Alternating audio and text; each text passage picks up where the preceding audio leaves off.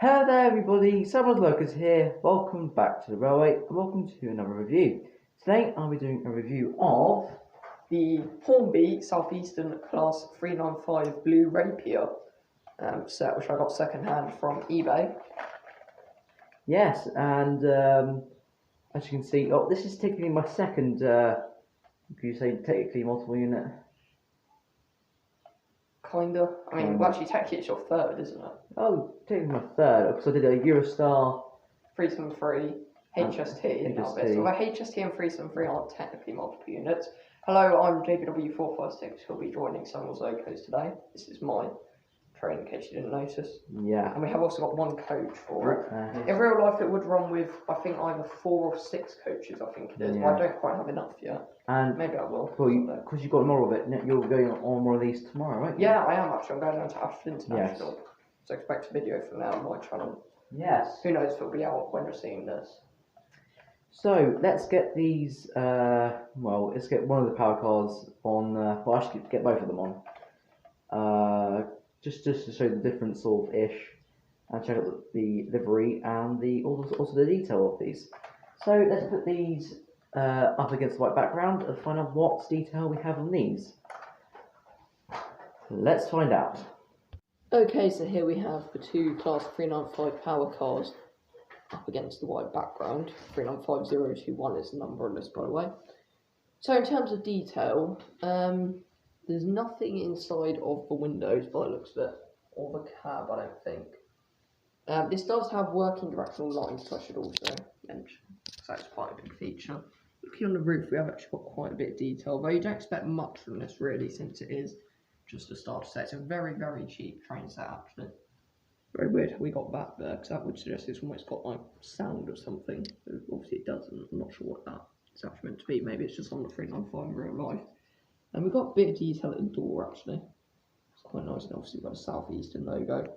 But as I said in my 373 review, there's not a huge amount of detail to really add to these modern day locos, since they are in real life tend to not have as much detail as the older locos like steam and diesel usually had.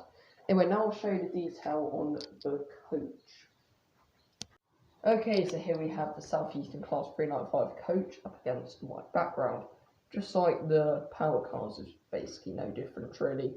No detail inside. Bit on the roof, like before, as you would expect, because there is quite a bit to add on to the roof.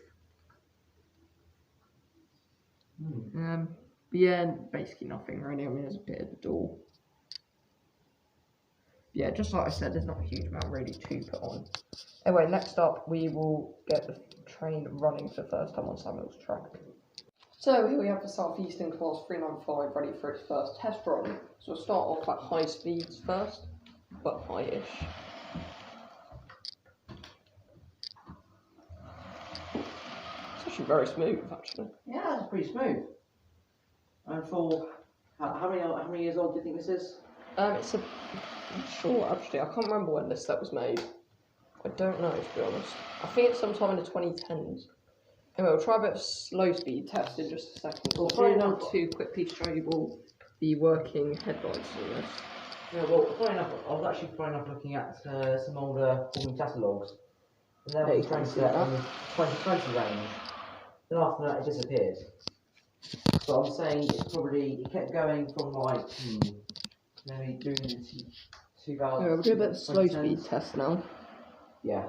I may have just moved it a bit too fast. Very yeah, this does not do well at slow speed. So you feel a bit of a spoiler of that. It's very, once you get the controller going, you have to put it at like 50% just for it to get going.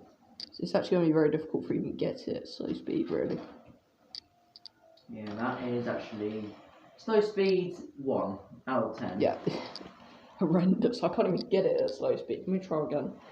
High speeds up 9, 8, 10 out of 10. I mean, it's the noise. It's no, I just can't get it. But then again, in real life, it is a very fast loco. Well, not really loco, is it? But by the way, this is so it's not really meant for that. It's also from a train set. Yeah. So, oh yeah, I should also mention that the train set. This would usually be an unboxing and review, but I couldn't bring the box. So, yeah, this came with. Okay, so we were just interrupted there. So what I was going to say is that I should mention this train set would usually be an unboxing review, but I couldn't bring the box. So what this comes with is obviously the usual stuff like controller and stuff, and the track circuit, which is third radius track, and it also comes with track extension pack A, which comes with a point, a little track, and a buffer, I think, something like that. Yeah, so now we'll get to the hill test for the dummy car and the coach. So we are now at the hill, which of course means it's time for the hill test. It's our real favourite. Yes, it's my favourite thing. Well, apart from the running session. Apart from the running session, this is my second favourite thing. What would you rate, you know, if you had to rank all the different parts of the reviews, how would you rank them? I will sort of rank the sort of detail at the bottom because it's not my favourite thing because you're just staring at the locomotive for about, I don't know, about 5 minutes, just going through every bit of it. Then next bit will be the unboxing review, and then it will be the probably the testing how it runs, and then probably the hill test next, and then the running session afterwards. Might be unboxing review, detail, testing, hill test, and then running. Yeah. Okay.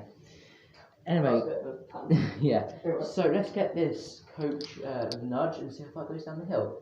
And as it's got plastic wheels, I'm going to overemphasise that it'll probably go far. But it won't. We'll just see.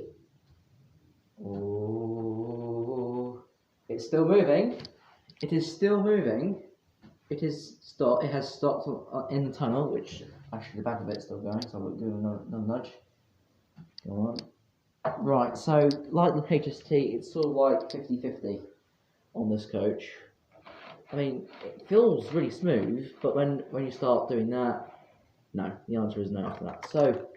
Then we put the power car on the back, the dummy car, and also like the HST, it does feel a bit rough.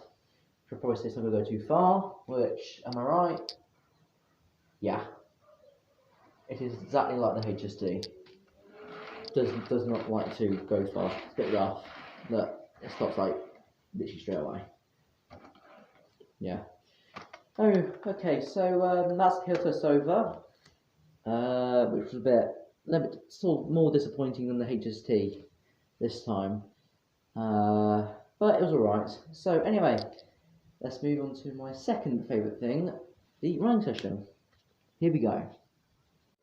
So here we have the Class 395, or Southeastern Class 395, down to the track, with the HST on the inner track. And the Eurostar 373 is also on the very inner track, so we're doing a bit of a multiple unit sort of running session, although technically only one is actually a multiple unit. And that is 395. Yeah. Well, actually, I'm not sure if the 373 is classed as a multiple unit. I don't think it is, because it's two different power cars. Anyway, let's get the 395 going. Lights are on, and there it goes. And so let's get the Great British Railway HST going. And off it goes.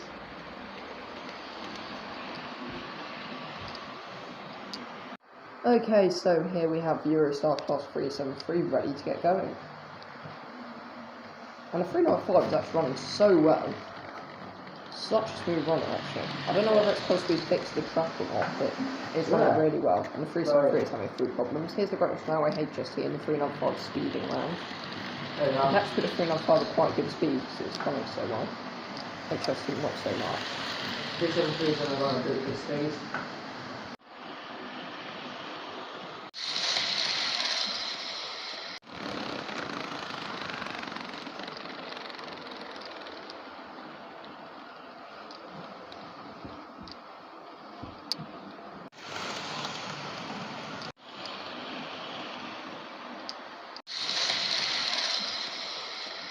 Oh, so we do a bit of fizzling with the track, and I have to get the 373 working now. Everything's here. Oh fuck. Everything's actually running very well, mate.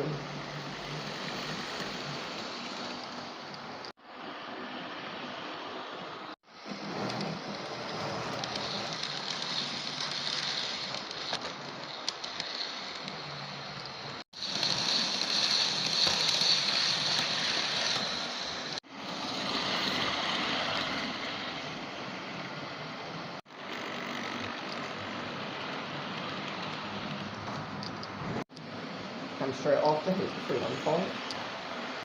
So here's a shot of all three locomotives all together. Obviously we've got the 305 on the outside track. It's a good view of the HST and the 395. Try to get a view of the 373 in it. There you go. Yeah, all nice. And obviously the Javelin, the Class 395, it's actually the odd one out. Because it has one coach and the other two locomotives have two coaches, technically. And it's a multiple unit and the other two aren't. Oh yes. Although the Eurostar and the 395 are both electric and they're both high-speed one loco, so kind of the HST is on one out. So technically, yeah, but the HST. 3 doesn't have working lights, so kind of that's the odd one out. So basically, it will be a one. hang on. Every single one has always got one thing that's that is the odd one out. Yeah. Well, I mean, you can basically find anywhere to make an odd one out. Yeah, I I can guess. say that the 373 and the 395 both have blue on them, and the HST doesn't. Yeah. So that's all we've got time for today. Thank you very much for watching, and we'll see you next time for some more reviews. Goodbye, everyone. Goodbye.